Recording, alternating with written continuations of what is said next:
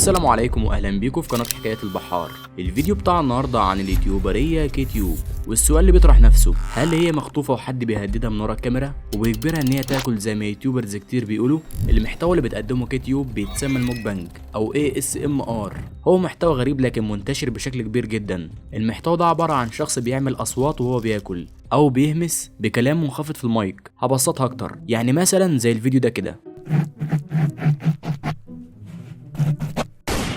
وفي ناس بتقول ان هي بتسترخي لما بتسمع النوع ده من الفيديوهات وبتساعدها على النوم، ومن وجهة نظري المحتوى ده مستفز جدا، ولكن دي اذواق. المهم يا صديقي، البنت دي بتاكل اكلات بحرية وبكميات كبيرة جدا، ومعظم الاكل ده بيبقى ني وصعب مضغه. ولحد النهارده شخصيه كيت مش معروف هويتها ولا شكلها، لانها بتبقى لابسه قناع وغير كده نص وشها مخفي. وفي احد الفيديوهات بدا المتابعين يكتشفوا ان في شيء مريب بيحصل، وان في حد في الخلفيه بيتحرك، وده هنلاحظه في فيديو من فيديوهاتها وهي بتاكل. في شخص بيسحب الباب بس لو علينا الصوت هيتسمع بوضوح. والموضوع موقفش لحد هنا، لان في فيديو وهي بتاكل ظهر كلام على الشاشة وبتوصف فيه قد ايه اللحمة حلوة جدا وناعمة وطرية، بس في الحقيقة هي كانت بتستغيث بشكل غير مباشر. وده هنلاحظه لما نطلع 3 كلمات الكبيرة بشكل منفصل اللي هي SOS يعني استغاثة، وبشكل اوضح بتطلب المساعدة. اول بداية لكيتيوب كانت في 2018، واول فيديو ليها نزل في 23 ابريل عام 2018، واكلت فيه اكتر من 4 كيلو سمك السلمون، وحرفيا مش مستوي ولا اتحط على النار حتى. وطبعا اكيد حد ذكي هيقول لي اكيد ما بتبلعش الكميه دي كلها، والاكيد ان هي بتتف الاكل وكل ده بتقطع في المونتاج زي اغلب الناس اللي بتقدم محتوى زي ده. لا، هي فعلا بتبلع الاكل لان فيديوهاتها ما فيهاش اي قطعات، وده اللي بيخلي الناس كتير تستغرب وعندها فضول تعرف هي بتاكل الكميات دي كلها ازاي. والفكره برضو ان ممكن يجيلها تسمم في اي لحظه، لان كميه الزئبق اللي في السلمون كبيره جدا. وبعد مرور الايام ظهرت في فيديو هي بتاكل، ولكن ظهر كدمات على دراعها وتعويره على شفتها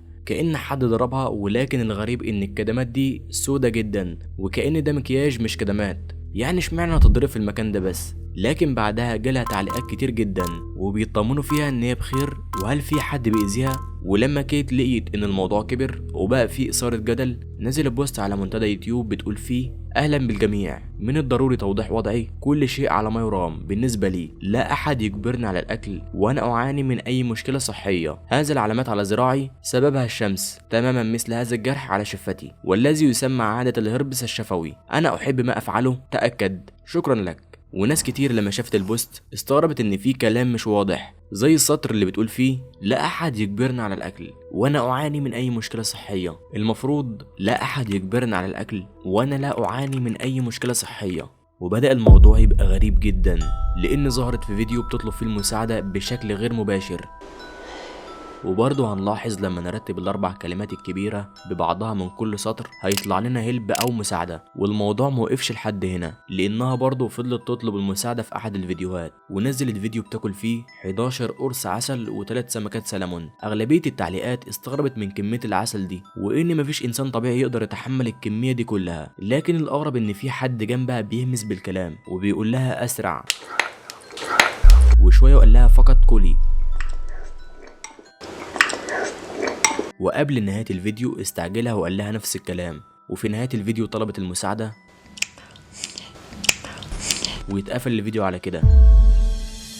وبعدها اختفت لمدة 2 سنين، ورجعت تاني تطلب المساعدة وتختفي وتظهر وهكذا. وبدأ أغلب الناس يعلقوا على فيديوهاتها بتعليقات سلبية، وإن الموضوع خلاص انكشف، لأن كل اللي كانت بتعمله مجرد إثارة للجدل لأجل ربحي مش أكتر. لما شافت الناس دي كلها بتهاجمها قفلت التعليقات على فيديوهاتها الجديدة، وطلعت رابطة القناة بتاعتها بموقع لمساعدتها، أو بمعنى آخر التبرع ليها علشان تعالج أسنانها. و14 شخص اتبرع ليها وجمعت 225 يورو، والهدف أساسا كان 30,000 يورو. وبدأت تدريجيا تفقد شعبيتها وبقت تنزل فيديوهات مستفزة جدا علشان تجذب المشاهدين أكتر زي الأول. وبكده نبقى وصلنا لنهاية قصتنا. ما تنسوش تشتركوا في القناة وتفعلوا زر الجرس ودوسوا لايك للفيديو. وسلام يا أبطالي. من 7 سنين كان شخص عادي،